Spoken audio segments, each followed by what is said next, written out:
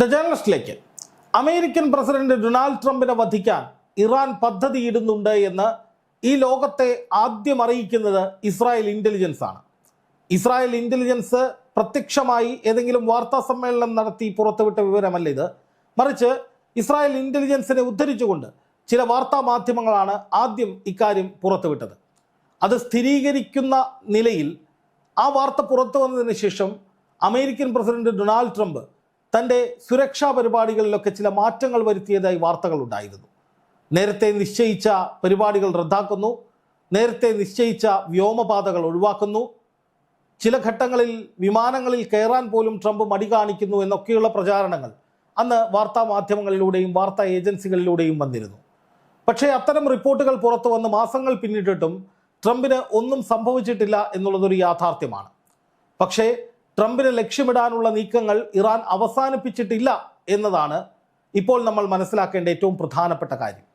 കാരണം ട്രംപിനെതിരെയുള്ള പ്രതികാരം, അല്ലെങ്കിൽ അമേരിക്കൻ പ്രസിഡന്റ് ഡൊണാൾഡ് ട്രംപ് 13-ലധികം വരുന്ന ഉന്നത ഉദ്യോഗസ്ഥരടങ്ങുന്ന ഒരു ഉദ്യോഗസ്ഥ വൃന്ദം, അതുപോലെ ആയത്തുള്ള അലി ഖാംനെയുടെ മരണത്തിന് കാരണമായ ഓപ്പറേഷനുകളുടെ പിന്നിൽ പ്രവർത്തിച്ചിട്ടുള്ള ആളുകൾ, ഇസ്രായേൽ പ്രധാനമന്ത്രി ബെഞ്ചമിൻ നെതന്യാഹു തുടങ്ങി നിരവധി പേരുടെ ഒരു ഹിറ്റ് ലിസ്റ്റ് ഇറാന്റെ പക്കലുണ്ട് എന്നും ആയത്തുള്ള അലി ഖാംനെയുടെ സംസ്കാര ചടങ്ങിന് ശേഷം മകൻ മുജ്തബ ഖാംനെയി ഏതറ്റം വരെ പോയിട്ടായാലും ഞങ്ങൾ പ്രതികാരം വീട്ടുമെന്ന് പറഞ്ഞത് ഈ പറയുന്ന ആളുകളുടെ മുഴുവൻ ജീവൻ അപകടത്തിലാകുന്ന ഏറ്റവും പ്രധാനപ്പെട്ട ഒരു നീക്കത്തിൻ്റെ തുടക്കമാണെന്നുമൊക്കെയാണ് ഇതുവരെ ഉയർന്നു വന്നിട്ടുള്ള വിലയിരുത്തൽ. അതേസമയം തന്നെ അമേരിക്ക എന്ന രാജ്യത്തിന് ഉള്ളിലേക്ക്, അതായത് യുണൈറ്റഡ് സ്റ്റേറ്റ്സ് ഓഫ് അമേരിക്ക എന്ന് പറയുന്ന ആ രാജ്യത്തിനുള്ളിലേക്ക് ഒരു തരത്തിലുള്ള ആക്രമണങ്ങളും നടത്താൻ ഇറാന് കഴിയില്ലെന്നും അതുകൊണ്ടാണ് ഇറാൻ അമേരിക്കയോടുള്ള പ്രതികാരം തീർക്കാൻ ഗൾഫ് രാജ്യങ്ങളിലെ അമേരിക്കൻ കേന്ദ്രങ്ങൾ ആക്രമിച്ച് തകർക്കുന്നത് എന്നുമൊക്കെയാണ് ഇതുവരെ നമ്മൾ കണ്ടിട്ടുള്ള ചർച്ചകൾ, നമ്മൾ കണ്ടിട്ടുള്ള വാർത്തകൾ. പക്ഷേ ഇപ്പോൾ അതിൽ കാര്യമായൊരു മാറ്റം ഉണ്ടാകുന്നു എന്നതിൻ്റെ വ്യക്തമായ സൂചനയുമായി ഒരു റിപ്പോർട്ട് പുറത്തു വന്നിരിക്കുകയാണ്. ഈ റിപ്പോർട്ട് പുറത്തു വിട്ടിരിക്കുന്നത് ടൈംസ് ഓഫ് ഇന്ത്യയാണ്. നോക്കുക, ഇറാൻ റെഡിയിങ് 15,000 കിലോമീറ്റർ മിസൈൽ, അതായത് 15,000-ഓളം കിലോമീറ്റർ ദൂരം സഞ്ചരിക്കുന്ന മിസൈലുകൾ ഇറാൻ തയ്യാറാക്കുന്നു എന്നുള്ളതാണ് അതിലേറ്റവും പ്രധാനപ്പെട്ട content. US miss this big project. ഈ പ്രൊജക്റ്റിനെ കുറിച്ച് അമേരിക്കയ്ക്ക് ഒരു വിവരവും ഉണ്ടായില്ല, അല്ലെങ്കിൽ ഇത് അമേരിക്കയ്ക്ക് നഷ്ടമായി എന്ന ഒരു വലിയ നഷ്ടമാണ് എന്നാണ് പറയുന്നത്.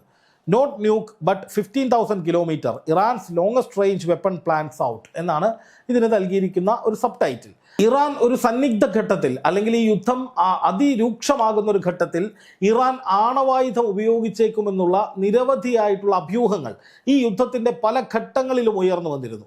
ആ ആയുധങ്ങൾ ഉപയോഗിക്കപ്പെടുന്നതിനെ തടയുകയാണ് തങ്ങളുടെ ലക്ഷ്യമെന്നാണ് പലപ്പോഴും അമേരിക്കൻ പ്രസിഡന്റ് ഡൊണാൾഡ് ട്രംപും പറഞ്ഞിരുന്നത്. കാരണം ആണവായുധം ഇറാന്റെ പക്കൽ ഉണ്ടാകാനുള്ള സാധ്യതയുണ്ട് എന്ന് ട്രംപ് ഇപ്പോഴും വിശ്വസിക്കുന്നു. ഇറാൻ പറയുന്നത് ഞങ്ങളുടെ കയ്യിൽ ആണവായുധങ്ങളില്ല, ഞങ്ങൾക്ക് ആണവ ബോംബിൻ്റെ ആവശ്യമില്ല, ഞങ്ങൾക്ക് വേണ്ടത് ആണവ ഊർജം മാത്രമാണ്, അത് തങ്ങളുടെ പക്കലുണ്ട്. അപ്പോൾ അതുകൊണ്ട് തന്നെ ഞങ്ങൾക്ക് ഇനി ആണവായുധം വേണ്ട, നിങ്ങളെ പ്രയോഗിക്കാനുള്ള മറ്റ് ആയുധങ്ങൾ, അതായത് നിങ്ങളെ തകർക്കാനുള്ള മറ്റ് സന്നാഹങ്ങൾ ഞങ്ങളുടെ കയ്യിലുണ്ട് എന്നാണ് ഇറാൻ നിരന്തരമായി പറഞ്ഞിരുന്നത്. ആ സന്നാഹങ്ങൾ, ആ സജ്ജീകരണങ്ങൾ എന്താണ് എന്നത് സംബന്ധിച്ച് വ്യക്തതയും ഉണ്ടായിരുന്നില്ല.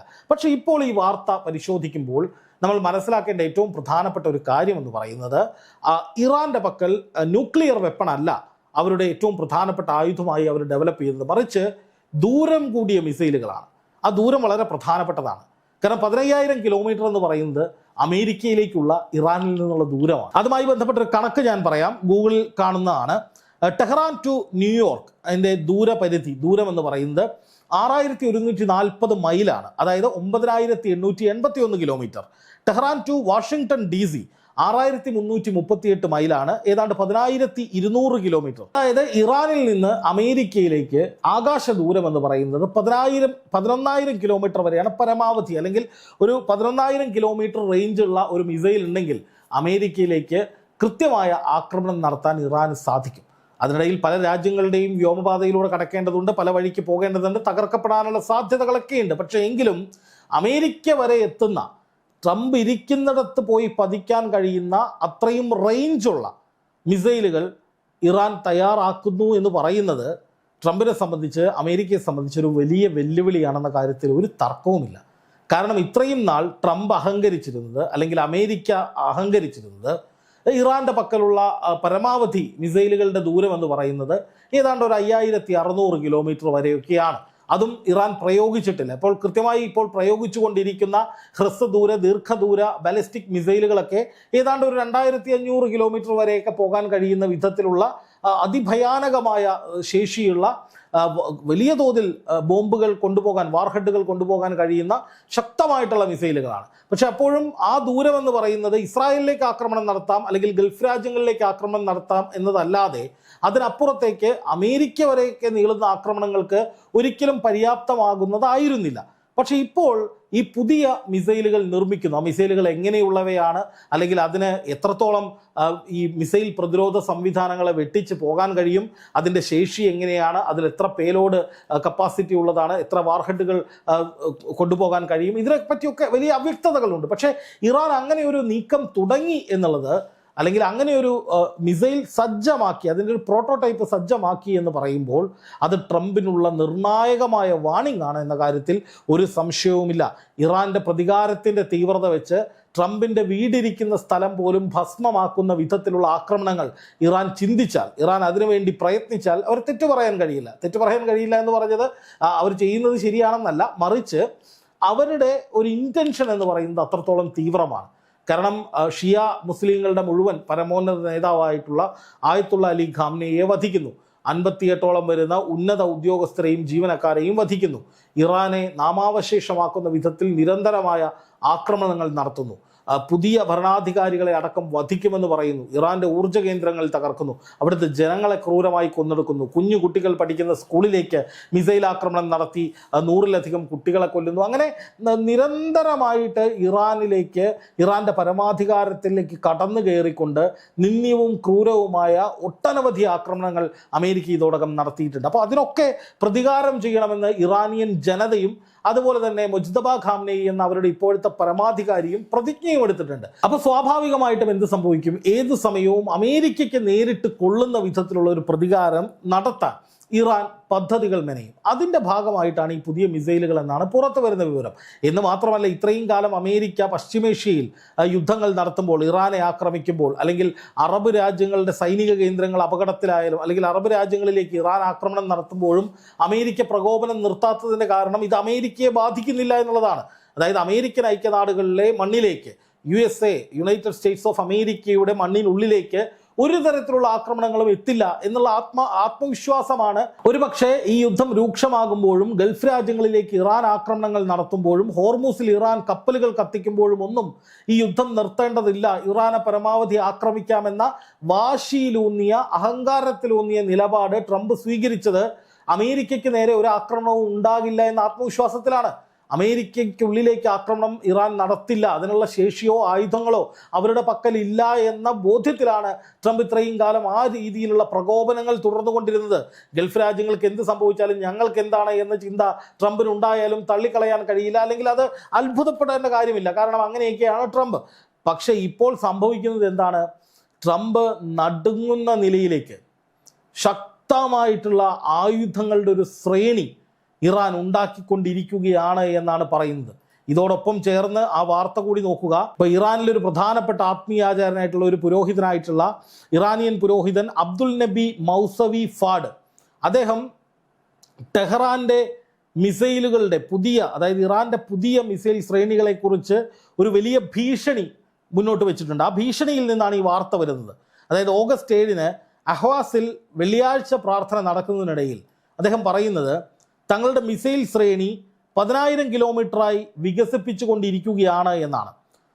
ഭൂഖണ്ഡാന്തര മിസൈലാണിത്, അമേരിക്കയിൽ എത്താൻ കഴിയുന്നൊരു പരിധിയാണിത്. അതുകൊണ്ട് തന്നെ ഇസ്രായേൽ പ്രധാനമന്ത്രി ബെഞ്ചമിൻ നെതന്യാഹുവിനും ട്രംപിനും ഇതൊരു വലിയ ഭീഷണിയായി തന്നെ മാറും. കാരണം അമേരിക്കയിലേക്ക് നാശനഷ്ടങ്ങൾ ഉണ്ടാക്കാൻ കഴിയുന്ന ഒരു വലിയ മിസൈൽ ഉണ്ടാക്കി കഴിഞ്ഞാൽ ഇസ്രായേലിനും അത് ഉപയോഗിച്ച് ഇസ്രായേലിനും അത് നാശനഷ്ടങ്ങൾ ഉണ്ടാക്കാൻ സാധിക്കും. അപ്പോൾ ഒരേ സമയം ട്രംപിനും നെതന്യാഹുവിനും ഭീഷണിയാകുന്ന വിധത്തിൽ, അല്ലെങ്കിൽ ഇസ്രായേലിലേക്കും അമേരിക്കയിലേക്കും നേരിട്ട് വലിയ ആക്രമണങ്ങൾ സംഘടിപ്പിക്കുക എന്ന ലക്ഷ്യത്തോടു കൂടി ഇറാൻ കൂടുതൽ ശക്തമായ മിസൈലുകൾ സജ്ജമാക്കുന്നു എന്നുള്ളതാണ് ഇതിൽ നിന്ന് മനസ്സിലാക്കേണ്ട ഏറ്റവും പ്രധാനപ്പെട്ട കാര്യം. അതോടൊപ്പം ആയിരക്കണക്കിന് ബാലിസ്റ്റിക് ക്രൂയിസ് മിസൈലുകൾ മിഡിൽ ഈസ്റ്റിൽ വിവിധ ഭാഗങ്ങളിലായി ഇറാൻ്റെ കൈവശം ഉണ്ട് എന്നും അദ്ദേഹം അവകാശപ്പെടുന്നുണ്ട്. അതായത് ഭൂഗർഭ മിസൈൽ നഗരങ്ങളടക്കം കൂടുതൽ സജീവമാക്കിക്കൊണ്ട് ഇറാൻ ശക്തമായ നിലപാടുകളിലേക്ക് കടന്നുകൊണ്ട് ഇനിയും അമേരിക്കയെ ആക്രമിക്കുക, പ്രതികാരം തീരുന്നതുവരെ യുദ്ധരംഗത്ത് തുടരുക എന്ന കടുത്ത നിലപാടിലേക്ക് ഇറാൻ മാറുന്നു എന്ന് വേണം കരുതാൻ. അതായത് അമേരിക്ക ഒരു വശത്ത് യുദ്ധം നിർത്തി എന്ന് പറയുന്നു, ഇറാനുമായി ചർച്ച നടത്താൻ വേണ്ടി മധ്യസ്ഥരെ നിയോഗിക്കുന്നു, ഇറാനിലേക്ക് ഇനിയും യുദ്ധം ചെയ്താൽ തങ്ങളുടെ ആയുധശേഷി കുറയുമെന്നും പ്രതിരോധശേഷി ഇല്ലാതാകുമെന്നും ഒക്കെ ട്രംപിന് വൈറ്റ് ഹൗസിലെ ഉന്നതർ ഉപദേശം കൊടുക്കുന്നു. അങ്ങനെ അമേരിക്ക വളരെ ഗുരുതരമായ പ്രതിസന്ധിയിൽ അകപ്പെടുകയും ഈ യുദ്ധത്തിൽ നിന്ന് എങ്ങനെയെങ്കിലുമൊക്കെ മാറി നിന്ന് തടി രക്ഷപ്പെടുത്താൻ നോക്കുകയും ചെയ്യുമ്പോഴാണ് അതിശക്തമായ രീതിയിൽ ഇറാൻ തിരിച്ചടിക്കാനുള്ള പദ്ധതികൾ തയ്യാറാക്കുന്നത് എന്ന റിപ്പോർട്ടുകൾ വരുന്നത്.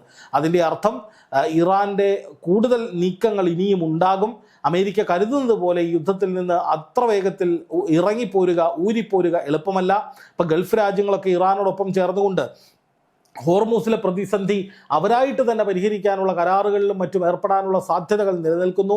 ഒമാനുമായി കാര്യമായി തന്നെ ചർച്ചകൾ നടത്തി ഇറാനും ഒമാനും ചേർന്ന് ഹോർമൂസിലെ കാര്യങ്ങൾ തീരുമാനിക്കാനുള്ള നീക്കങ്ങൾ നടത്തുന്നു. സ്വാഭാവികമായിട്ടും അങ്ങനെയുള്ള നീക്കങ്ങളുമായിട്ട് ഇറാൻ മുന്നോട്ട് പോകുന്നത് നയതന്ത്രപരമായി അമേരിക്കയ്ക്ക് വലിയ തിരിച്ചടിയാണ്.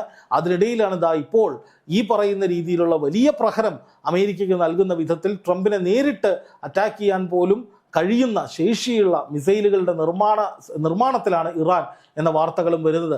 ഇറാനെ സംബന്ധിച്ച് നമുക്കറിയാം, ഇറാന് തദ്ദേശീയമായി മിസൈലുകൾ നിർമ്മിക്കാൻ വലിയ കഴിവാണുള്ളത്. മിസൈൽ ശ്രേണിയിലും ഡ്രോൺ ശ്രേണിയിലും ഒക്കെ അഗ്രഗണ്യരാണ് അവർ. ഇതുവരെ അവർ തിരിച്ചടിച്ചിട്ടുള്ളതൊക്കെ ഈ മിസൈലുകൾ ഉപയോഗിച്ച് തന്നെയാണ്.